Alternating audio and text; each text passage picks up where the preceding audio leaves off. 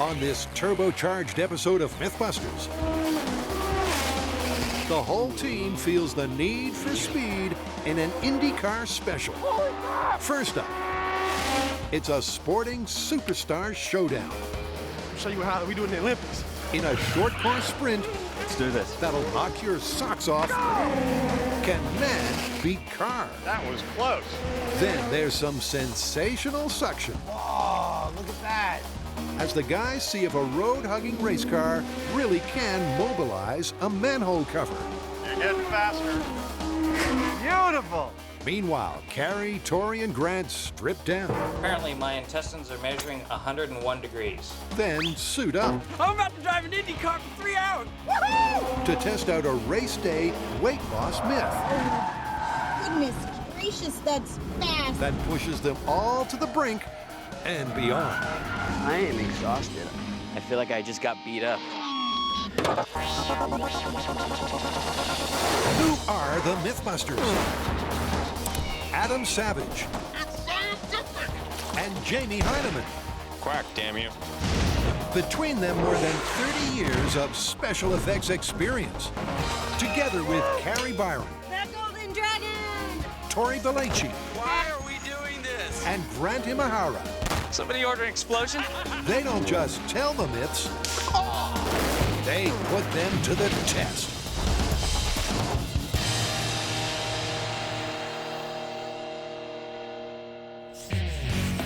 First out of the blocks is a myth that pits hamstrings against horsepower.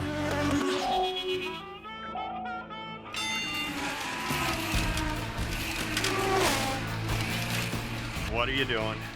Research. Only you could call playing around with toys research. So what's up first? First up, we've got a doozy. There is a myth that a man can actually outrun an Indy car. I'm sorry, I don't know any dudes that can run 220 miles an hour. He doesn't have to because this race takes place over only a distance of 30 feet. Ah, well that's different. That's all about the physics of it. Traction, mass, that kind of thing. That might just work. You feel like running? Maybe after lunch. Good idea. The incredible Indy 500 is renowned for its rolling starts. One reason for this go, go, go game plan is that Indy cars struggle to get a grip from a standing start. But is their traction really so terrible that in a 30-foot man versus car race-off, it's the human who take the checkered flag? Well, what better place to test it than America's mecca of motorsport? We've been lucky enough in the course of doing this show to film at some pretty iconic locations. We got to escape from Alcatraz. Welcome to the Rock. We got to throw pennies off the roof of the Empire State Building. Wow. And we looked for Jimmy Hoffa on the 50-yard line of the Meadowlands. But today, I'm standing on the starting line of the most famous track in racing, the Indianapolis Motor Speedway, known because of this strip I'm standing on as the Brickyard.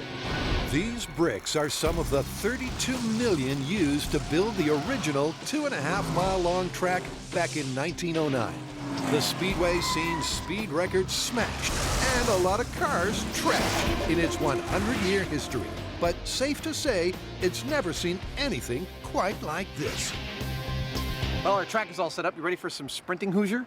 I'm good to go. All we need is a car and a driver. I'm no psychic, but I believe one is showing up post-haste. Hey, everybody. Hey, Ryan, how's it going? Good. Ryan Briscoe's a bit of a legend around here.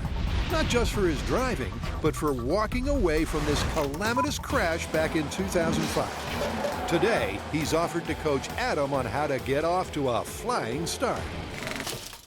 This is the car I'll be racing against Jamie in our head-to-head match, but I've never driven one before. Ryan, what would you say to a novice about getting this thing off the line and driving it? You've got a lot of horsepower here, and the key is really going to be, getting that feeling with the clutch and not stalling it because it's got a very touchy clutch. So you're going to have lots of RPM, and then just find that bite point, get those tires spinning, and off you go.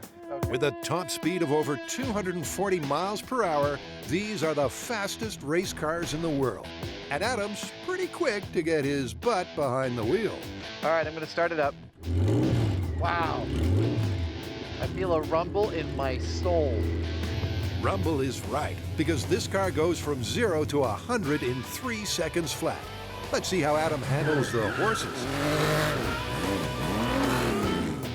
Well, that was a little spotty. Why not give it another few tries? Any minute now, I'll be ready for the Heineman. The challenge is a 30-foot match race between man and car. And there's just a few minutes for Adam to get up to speed. Gotta say, he's getting a little better. Okay, here we go. One more try, and then I'm coming for you, Hoosier. Here we go.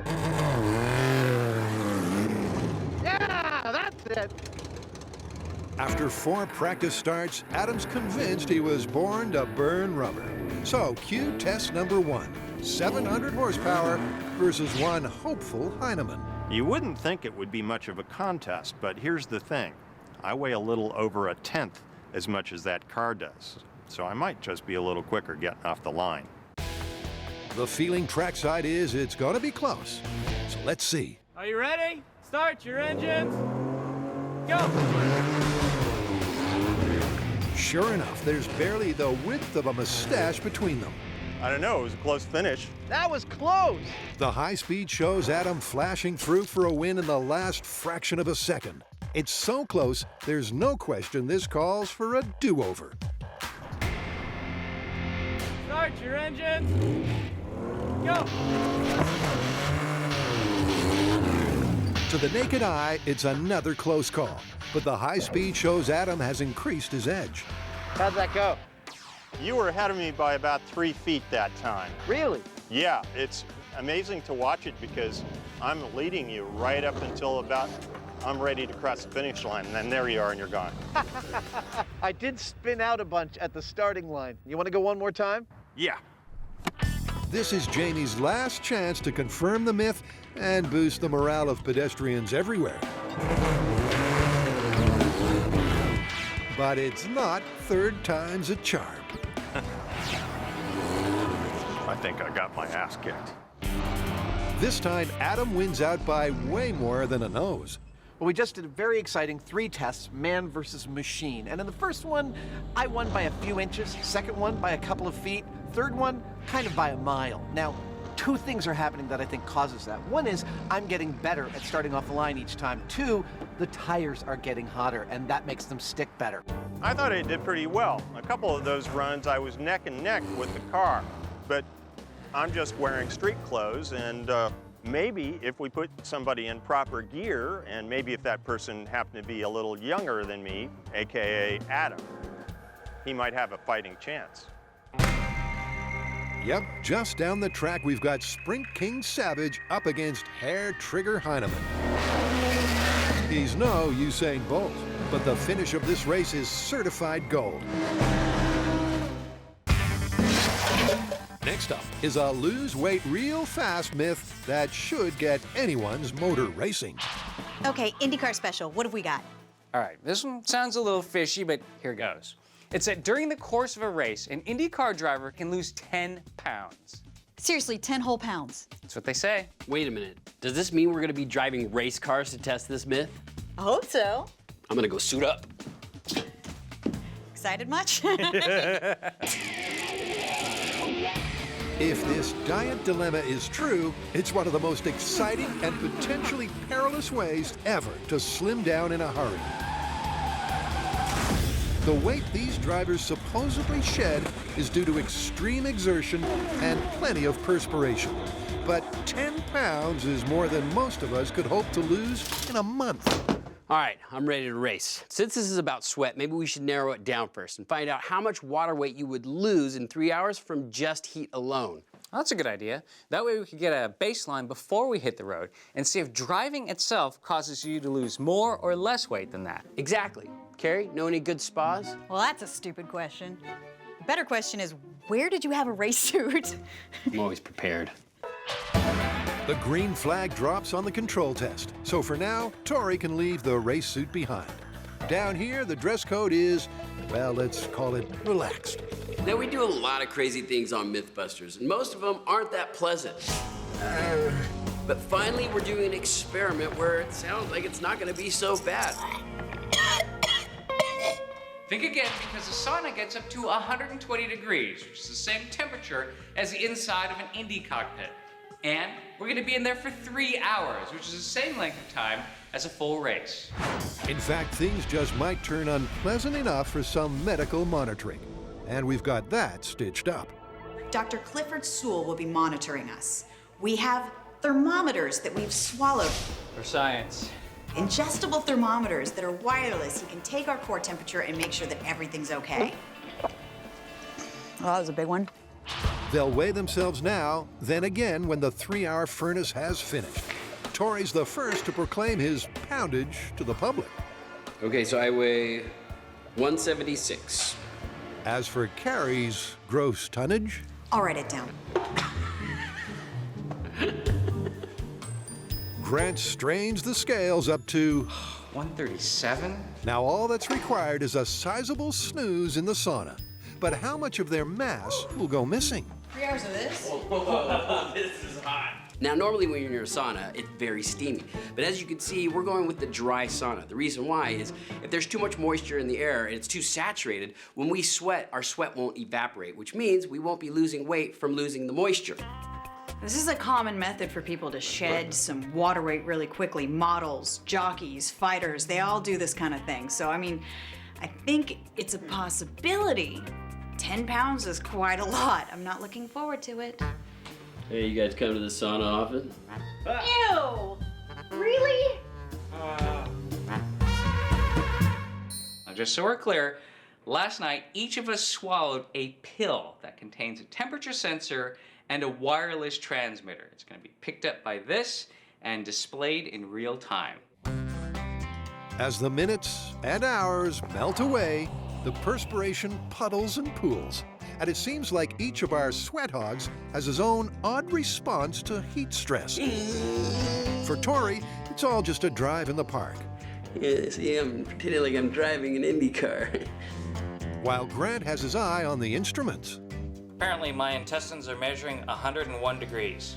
According to science, Grant's hot. So's Carrie, and she's definitely starting to wilt. Now I'm starting to feel why this is a dangerous experiment. I feel a little dizzy, a little overheated, definitely sweaty. But with just minutes of hothouse hardship left to endure, the guys decide they can brazen it out. Thank God we are done with the experiment. We've been in here for 3 hours. Now it's time to go out and weigh ourselves and see if we lost weight. It's a good thing because I was about to lose the towel. Oh, like it. All right, Grant, you weighed 137 before the test. Get on the scale and see how much weight you lost. 136. All right, so you lost a pound. The news is no better for she who suffered most. Looks like you lost 1 pound of weight. That was just 1 pound? Yeah. And for the man who did get in some driving practice, Wow, I lost 2 pounds. That's far from the 10 pounds the myth talks about, so it's gotta be more than heat. It's gotta also be exertion and stress. Well, you know what that means? I think we need to add driving to the mix. Let's hit the showers. Separately. Sweet.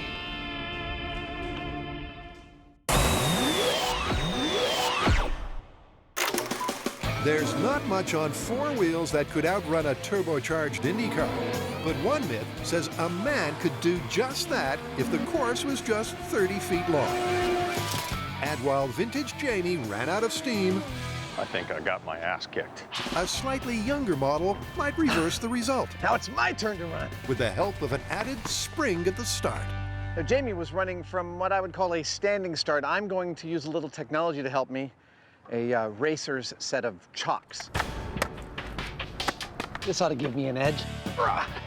Jamie's first race was so tight that these slight advantages of age, clothing, and chocks could be enough to make Adam an unlikely sports legend. Now I'm ready. Start your engines. Go.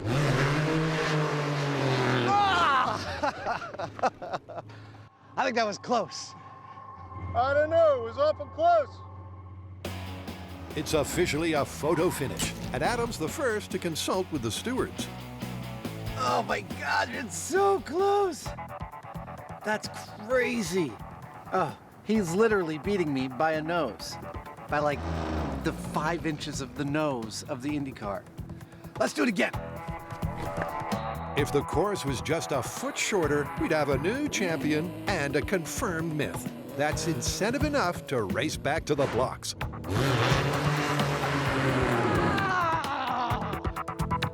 I don't think I won, but it was close. Well, that's one way to put it. The replay confirms that this race was a frame-perfect dead heat. Jamie, that was a tie. Way to go. You want to go one more time? Sure, why not? All right. This will be Adam's last run, and boy, does he know it. I want to win. I want to win so badly. Go!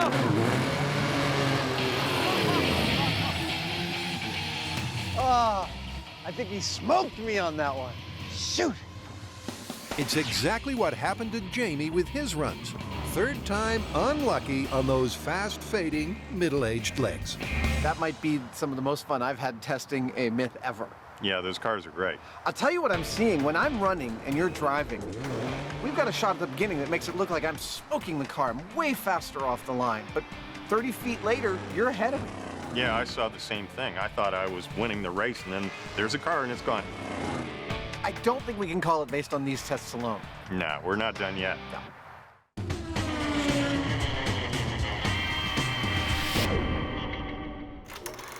Grant, Tori, and Carrie are sweating on a myth that says an IndyCar driver can drop 10 whole pounds in body weight during a 3-hour road race. But an experimental Sweatathon saw them shed just 4 pounds between them. So it's time to shift up a gear. All right, so to properly test this, we need to go to the source, which means we're also going to the Indianapolis Motor Speedway. But there's a catch. There's only one car, so only one of us can drive. All right, I'll do it. I'll take the bullet here. I'm willing to do this. No, I think we should wrestle for it. No. Wait a minute. Rochambeau? It's the only fair way. Yes! Super happy for you. Let's do this. That felt good. But as it turns out, Carrie will have a tale someday for the grandkids, if she holds back just a bit on the detail. Oh my God, look at this. This is amazing. I can't believe we're driving the Indy Speedway. We're hitting peak speeds of 25, 30 miles an hour.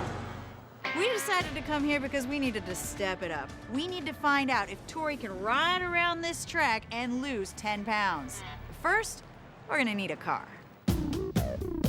And this is the car. It's a Dallara.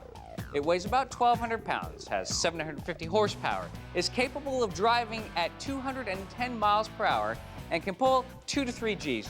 Oh yeah, and one more thing. It costs about $1 million to put this car on the track. But before they let me jump into an Indy car, I need to learn how to drive one of these things, because these machines are a completely different beast. Looks like dreams can come true. And while Tori gets some intensive driver's ed, Don't be afraid to let out and gas at the same time. You're gonna kind of want to go, what? Grant and Carrie get a first-hand account of the punishing pursuit these pro drivers go through from Ryan Briscoe. Each time I hit the brake pedal, it's like 150 pounds. And I'll be doing that literally hundreds, maybe, thousands of times in a race. Your neck is really the only part of the body not supported in the race car. So the weight of your head plus the helmet with, 4G turns constantly every lap, you need a really strong neck to hold yourself upright in the corners. And the steering wheel is really heavy, no power steering. It's like pushing probably 40-pound to 50-pound weights every time I'm turning the wheel. And that is like thousands and thousands of times during the race. Sounds like racing at Indy amounts to a 3-hour boot camp. Couple that with the heat and the pulse-thumping terror of taking these 200-mile-an-hour turns, well, you can see how you might kick a few calories. Was that so much fun? It didn't suck. Yeah! How much was your heart pounding around turn 1? Oh my gosh. It's like you're so low to the ground, you feel like I can't even describe it. It's the craziest feeling ever. There's just one piece of business to tend to before the big race. All right, Tori, you're all hydrated. Jump on the scale. Let's see your weight. All right, so the weigh in, 184 pounds. All right, so that's your before race weight For this to be confirmed, after you're done, that's got to say 174. What are you waiting for? Go get in the car. All right. You got 3 whole hours. Tick-tock. There's a lot of pressure on me right now, and I'm not gonna lie, I'm a little nervous. Who am I kidding? I'm about to drive an Indy car for 3 hours. Woohoo! All he has to do is stay on the track, go fast, pump some brake pedal iron, and perspire freely, which should be, well, no sweat. I'm in the zone. Let's do this. All right, good luck. Thanks.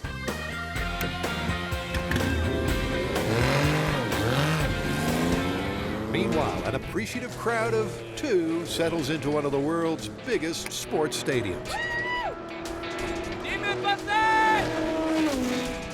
Tori's losing weight while we're gaining it. This whole experience is so surreal. I mean, you're so low to the ground. You're going at such high speeds. The ground is basically just flying by you. As fun as it is, I didn't realize how much energy I would be exerting by focusing on the road. Back in the bleachers, partisan fans are still hopeful. That looks like so much fun! Now here's why Tori might lose 10 pounds. He's covered head to toe in fire retardant material, including a head sock. Then he's got his race uniform and his helmet. He's gonna be hot, and that means he's gonna sweat in order to cool down. And then there's the exertion. Even at these speeds, this car generates a lot of downforce, which means the steering's gonna be really hard in every turn. Finally, there's the stress. See, most of this course, the walls are concrete. If you make one mistake, if you have one lapse in judgment, you're in the concrete and $1 million car is destroyed, not to mention risking injury or death. That's a lot to think about. In fact, there's almost no end to the stresses and strains. On the turns, Tori's pulling as much as 3 Gs, and that means he feels like he's carrying 3 times his own weight. My neck muscles are definitely sore, trying to keep in position as I'm going around those turns at high speeds. My arms are getting sore. I keep my foot slammed on the gas, probably harder than I have to. But the adrenaline is rushing so much that I kind of forget that I'm doing it. The adrenaline's pretty much worn off for Grant and Karen. There's a limit to how long you can watch someone else have the time of his life.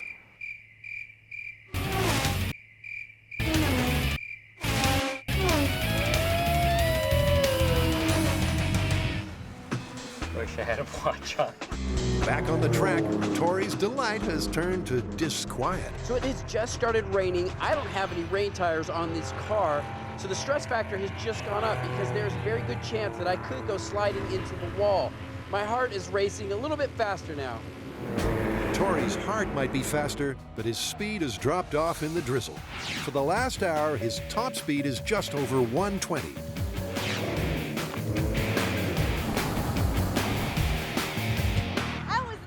Is that it? 3 hours is up already? It is. Man, you're done. Oh my God. I am exhausted and I feel sweaty as I could possibly be. Well, why don't you get out of here and we'll weigh you, check your vitals, and see what this myth says. Sounds good. Come on. After 3 whole hours, and with all that exertion, Tori's just about swimming in sweat.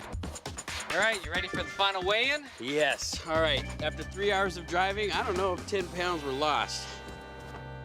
181. I lost 3 pounds in 3 hours. Dude, that's it? That's nowhere near the 10 pounds the myth talks about. The myth would seem to be just about dead in the water, but maybe not. The rain slowed Tori down for almost an hour, and no other cars on the track means less stress and less exertion. And that's not the end of it. Now, another factor, and perhaps the biggest one, is the temperature. We're here at the Indianapolis Motor Speedway, but we're here in the off-season. During the Indy 500, it wouldn't be raining, and it would be about 30 degrees warmer. One thing they can't do is hang here till summer. So it's time to warm up a Plan B and get this myth to the finish line.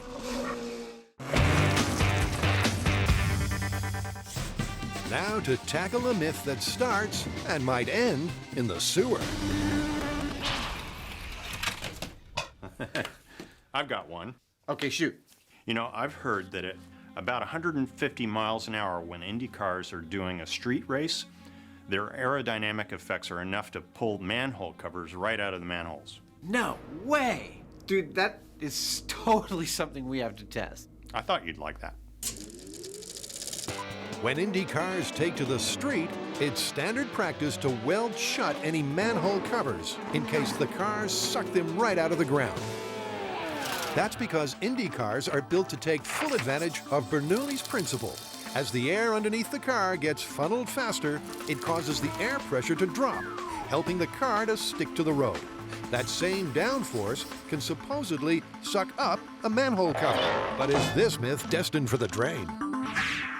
This manhole cover story is going to be hard to test. There's a ton of logistics just making sure we don't damage the Indy cars in any way. Well, what say we get our feet wet first with a small scale at NASA's water tunnel? See if there's anything to this suction effect at all, and then go from there? Exactly. Perfect. I'm standing in the NASA Ames Research Facility's Fluid Mechanics Lab, and this place is almost like one of our second shops. In that wind tunnel right there, we tested whether or not you should leave your windows open in a hurricane. It doesn't matter. We also tested the aerodynamic effects of a spinning baseball and a golf ball detent pockmarked car. Today, it's all about race cars. They're studying the car's aerodynamics, but they'll do it with water. Air and water are very different mediums, but when engineers work with them, they tend to think of them both as fluids. And because water is so much more dense than air, if we inject a dye into a moving column of it, we can more clearly visualize how it's interacting with another object. In this case, our object is the car. The first test is simply to see how the currents are moving around their 1/18 scale Indy car. All right, let's turn on the dye. This is where science gets seriously seductive. Oh. Oh, that is so beautiful. Once this smooths out, I feel like we might see something underneath. Looks like the bottom surface of the car is very incredibly low turbulence. The water tunnel, in addition to looking really cool, is actually giving us exactly what we were hoping to see. That is, these cars are famous for their downforce, how much air pressure they're able to use to push themselves into the ground and give themselves more traction. If that's the case, we would expect to watch this move air over its top rather than under its bottom, and that's what we're seeing from the model. Now that we've seen that, it's time to find out what happens when we drive this model over a scaled manhole cover, and that's what our next test is. Adam's mini manhole weighs next to nothing, but it might disclose a clue as to whether the shape of the car can show up some suction. There we go. For good measure, he pumps red dye into the tiny tunnel to see if the predicted change in pressure sucks it up to the surface. Oh, look at that. So our little car picked up our little plastic manhole cover and took it right along with it. So that means there is some kind of suction being created by this car. To be clear, the car never actually touches the cover, but the drag of its shape is sufficient to pry loose the plastic and release the red dye. It really seems like the forces we were looking for might actually be there, and that gives us a perfect excuse, as if we needed one, to get to driving some real-size Indy cars. I'm gonna need a new outfit, clearly. You know, the IndyCar experience wasn't that great. It was awesome. But unfortunately, we were not able to test this myth thoroughly because the conditions weren't the same as a real race. Yeah, you know, it wasn't very hot on the car, and you didn't have the stress of a real competitive situation, both of which would have made you sweat more. I think I have a solution for this. I know a track nearby that's phenomenal. It's gonna be hot, and we all can drive on it, so it's more like a real race. Cool. The new venue is Thunder Hill Raceway in Willows, California. It's a very different kind of track, and so are the cars. So these are the cars that we're gonna be using to test this myth. Now this one right here is a road racing sprint car. The one we have in the middle is a classic American muscle car, and the one at the end is another road racing car. However, this one is an enduro car, which means it's a little beefier. Now the car in the middle is an automatic, and that is the car that Carrie's gonna drive because she can't drive a stick. All right, now I know what you're thinking. These aren't Indy cars, but here's why this test might give us better data than the previous one. Number one, temperature. It's 90 degrees out here at Thunder Hill today, and that's not even inside the car. In these suits in the cockpit, we're definitely gonna feel it. Number two, physical exertion. These cars, they don't have any power steering, so we're gonna be constantly fighting the wheel to keep it on the track. Finally, number three, competition.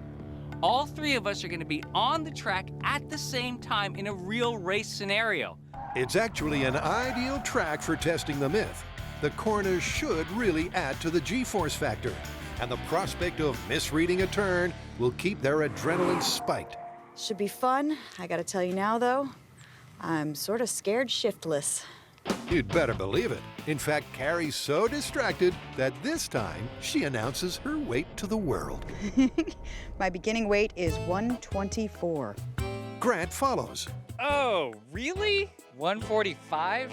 Then Tori. All right, 180. So after this race, I should weigh 170 if this myth is true. Let's start shifting those pounds off. Once they've all had a last-minute health check, A 74. Excellent. our three rookie racers get the green light. Hold on. And within minutes, they're feeling the heat.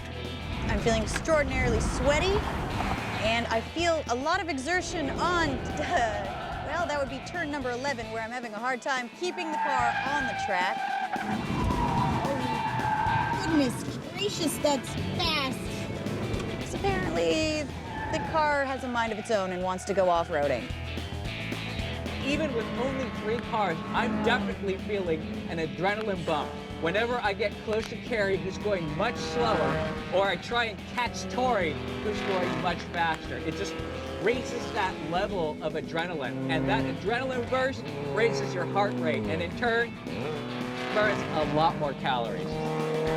There's not one moment that I take my concentration off the road. As soon as I do, I lose control and I might go off the track.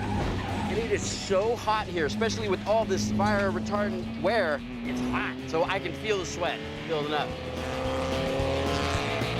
Just like at Indy, they'll stop twice through the race to refuel and regain some composure. You feel dehydrated at all? I'm like, my throat is super dry. Then it's back to the tarmac to hopefully forfeit another few pounds. I started out really freaking scared and very stressed, but at this point, I just fell into a zone of concentration, and I'm just trying really hard to keep the car doing what it's supposed to do, but it's exhausting. It's constant mental concentration, and there's so much physical exertion. Steering the car, braking, shifting. It's tough, but it's fun. Oh my gosh. It occurs to me that there are 3 things that make this a much different test than the sauna. One is concentration. You have to focus entirely on keeping this car on the road. If you lapse for a second, you're off the road and in the dirt. 2, this is a workout. This is no power steering, so you actually have to muscle it into place. And the 3rd thing, it's the G-load. Now, let's just wind back to that first thing again. I'm sure Grant murmured something about concentration.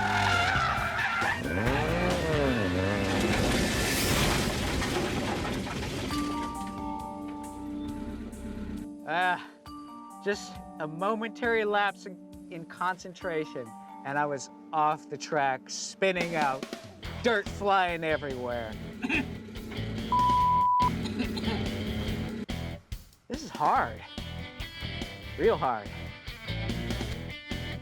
It seems like an appropriate time for their second pit stop. And Carrie's got her own mini crisis to deal with. Feeling dehydrated? I'm feeling dehydrated and I have to pee. You want to take a break? Step out? I think I'll be all right. Okay. Back on the track, Tori's still pushing the pedal as hard as he did on lap 1. This is probably the best day of experimenting ever on this show. I'm exhausted, I'm sweaty, I'm hot, my body's getting fatigued, I'm sore, my neck is sore from holding the weight of the helmet. I don't know if I'm losing 10 pounds of sweat weight, but man, it's tough work. With Carrie and Grant also back on the road, well, mostly on the road, the minutes melt away to the magic 3-hour mark. I am exhausted. I honestly didn't think I would be this tired. I feel like I just got beat up. The truth of this myth rests on the numbers they'll read on the scale. They know they've put everything into this last-ditch attempt, and it's ladies first. Let's see. 5.5 pounds I lost. What? Wow. That's Oh my amazing. Gosh. What a diet. That's almost half the weight of the myth. All right, Grant. All right. Let's see how much you lost. 4.5 pounds. Oh. Yeah, I had no idea. That's pretty incredible. I lost 5 pounds after 3 hours of racing. I mean, that's half the weight that the myth talks about. There's no question that race car reducing works like a charm.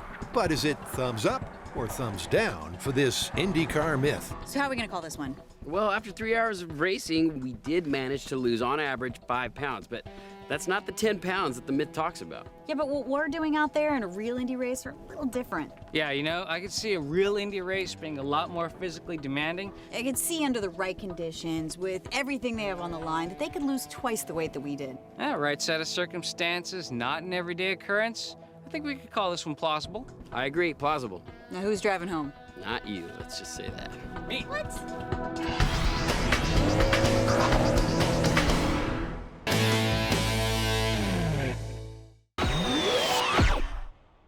Welcome back.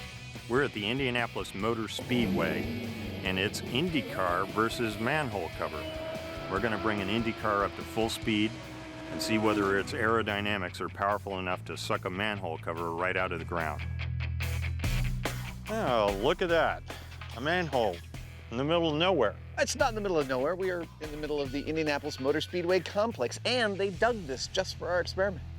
Cool. I'm gonna get to work.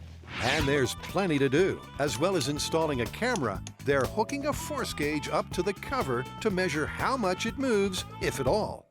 When we first conceived of this experiment, we were concerned about the fact that we're not placing our manhole cover over a real sewer. We're placing it over a small hole with a bottom on it. Now, the problem there is that just like when you pull a cork out of a wine bottle, you create a partial vacuum. That's why you hear that small pop. And in our case, we'd have the same problem if not for the fact that the good folks here at Indy have provided us with a vent that goes to the side of the road. But the star and the source of this myth is the cover. Beautiful. They made this one themselves from clear plastic so sunlight gets through for the cameras. And it weighs 30 pounds. I know what you're saying. You're saying, Adam, your see-through manhole cover doesn't weigh near as much as a cast iron manhole cover. How can this be an accurate test? And you're right, except that we've already thought of it. We are going to make this weigh as much as this with these 4 chunks of 4-inch diameter steel. We are going to bolt them to the see-through manhole cover, and it will weigh exactly as much as a cast iron manhole cover. We got you covered. There it is. One scientifically accurate manhole cover. And while nobody knows how this full-scale test will pan out, they've all considered the possible perils of success. When the car comes down this road at 150 miles an hour and drives over it, it might just lift out of the ground. And that could be very bad for an instrument as precise as an Indy car with a ground clearance of as low as 7/8 of an inch. So Jamie right now is tying some very high strength line so that when we have the manhole cover in place, it can only lift about a ½ an inch. That it won't be able to actually hurt the car, but we'll still be able to measure the force that it's actually being pulled up with. Logan Gomez is our driver, or should I say chauffeur, because Adam will also have his butt just an inch off the bitumen. The car is a tandem. This is where the literal rubber meets the literal road meets the manhole cover. This Indy racing experience car exerts just as much downforce as the real thing. Target speed for today's test is 150 miles per hour. Pretty much the top speed for a city street circuit. In lieu of a steering wheel, my seat is equipped with these. We call them HCHs. They're known as holy crap handles. Holy crap! Just hold on really tight. With Adam's knuckles whitening by the second, Jamie takes charge for the first run. So I'm going to call you guys on the radio when you're doing 100 miles an hour, all right? Copy. Have fun. It's agreed they'll start off at a stately 100 per to get the lay of the land. It's fast. Logan warms up the tires, shakes Adam around like a strawberry daiquiri, then gets down to business. 100. Logan's fast, focused, and right on target. Perfect. Right about 100. Did we go right over the manhole cover? I believe so. Did you see any movement? I couldn't see it, but then it only comes up about a ½ an inch before it stopped. It's true. The key tool in measuring lift is the force meter, and they just can't go on without sneaking a peek. Nope, it's totally blank. It's a rare myth that has to suck to succeed, and this is one of them. The aim now is for Logan to crank up the speed to 150. Hey Adam, I could try one from the end of the runway, see if we could get a bit more speed. Let's do it! If the car gets close enough to 150, it's time to throttle down and either bust or confirm the myth of the flying manhole cover. With Adam latched tight to his HCH, Logan whips the horses up to a full gallop.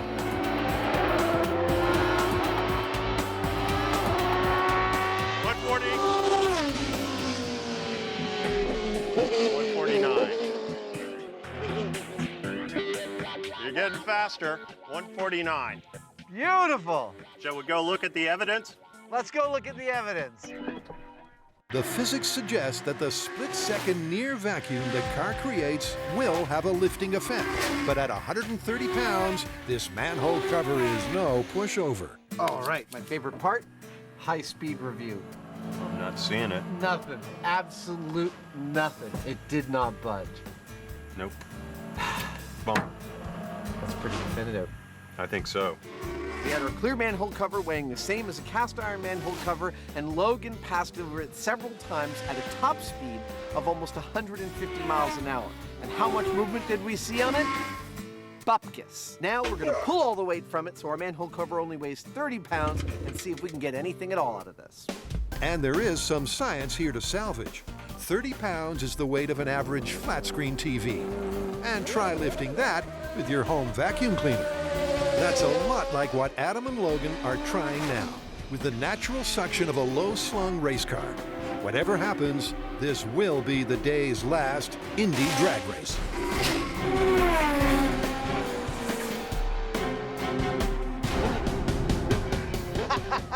Well, that was a good speed. It was 148. It's right up there with your top.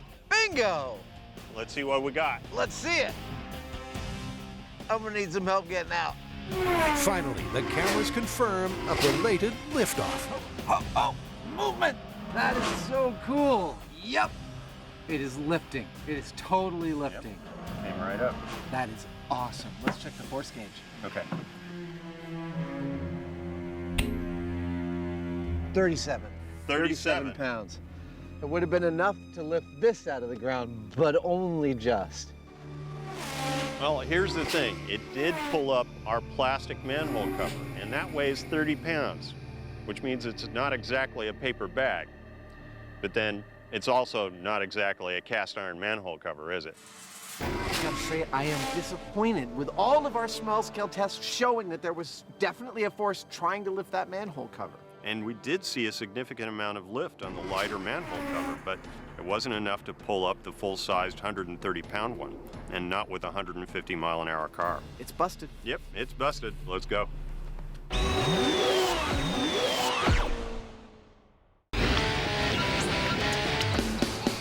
So far on our IndyCar special, we've seen sweat.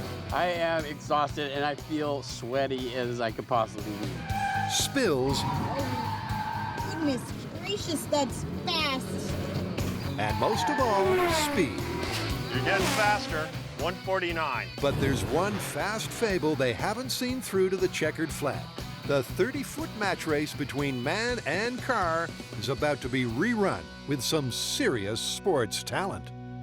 Let's tally up. When I was driving the race car, I beat Jamie 3 out of 3. When he was driving the race car, he beat me 2 out of 3 with 1 tie. Neither of us is a professional driver. Neither of us is a professional runner. I think we need one of each to continue this test. Lining up for the showdown are 2 of the speediest guys on Earth. Ryan Briscoe's the man who'll be driving this home. As for the runner, well, only 6 men in history have run a faster 200 meters. You may recognize our runner for today's episode, Wallace Spearman. He's not only the 7th fastest man on the planet, being the 2012 200-meter Olympic trials champion, but he's also been on an episode of MythBusters before. We asked him to run on the water, something it turns out, surprisingly, humans can't do. I don't think it's working, guys. Try harder. Today, we are asking him to do another superhuman feat, race himself against an Indy car. I don't mind telling you, Wallace is a little nervous about it. Lose no stinking car. Car? I'm faster than a car. I got this. In order to keep this fair, I have to use a starting method that both our contestants are familiar with. So for Ryan, it's the flag. For Wallace, it's the pistol. I will raise them above my head, say on your marks, get set, go, and hit the gun at the same time. I have to ride on this center console here, because if I fall to either side, I'm dead. Well, so long as he doesn't dent the car, we can live with a little collateral damage. Now to find out if upping the talent quotient will swing the result. All right, gentlemen, on your marks. Get set. Go! That was close. Do you think you beat him there? I'm not sure. Probably the first 10, 15, but he kind of caught me. So, yeah, I'm about to go out, change a few things. I think I can get him, though. Round one went to Ryan with that familiar flying finish. But Wallace is just getting warmed up. I can't tell who won! In test two, they both got off to a whip-crack start. But 30 feet on, it's another come-from-the-clouds win for the car. How'd that one feel? Man, I think he'd give boat problems. Look at it this way. We got the best car, the best runner. All we're doing is answering a question. There's no shame in whatever happens here because it's a solid question. I just don't like losing. Good. Let's keep that energy for the last run. I got you. All right. Unless Wallace gets off to a near-perfect start in the last race, this myth is about to be roadkill. Maybe the smart thing to do is to rethink his tactics. What's going on, Wallace? I'm not really known for my block star. I think I'll be quicker with Adams. It's all about that first start. You got to get an edge on him. Definitely. I'm going to need something. He sure is. Even though Wallace makes Jamie and Adam look like they're running backwards, Ryan's also putting their Miss Daisy driving to shame.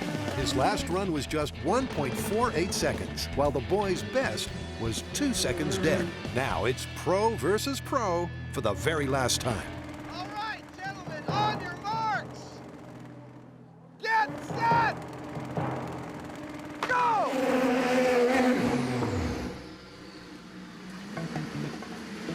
Car beat him. Man, I haven't got beat like that since kindergarten. It's a 3-from-3 wipeout for Wallace, but he can tell his friends that he's raced at Indianapolis. According to our experts, you can put out about 1 horsepower at max for an impulse. So 1 horsepower, 700 horsepower, that's not much of a contest, I guess. It shouldn't be as close as it is. And close it was from the very beginning. So why is it that we came closer to beating an Indy car than Wallace did? Well, let me tell you, it's not because we're faster than Wallace. The fact is that we're obviously not as experienced at driving them as Ryan is. Let's just leave it at that. And the last 10 feet, that's where it all is, isn't it? Yeah. In a 20-foot race, it's a dead heat. We should try that next time. Maybe even like a 5 or 10, something like that.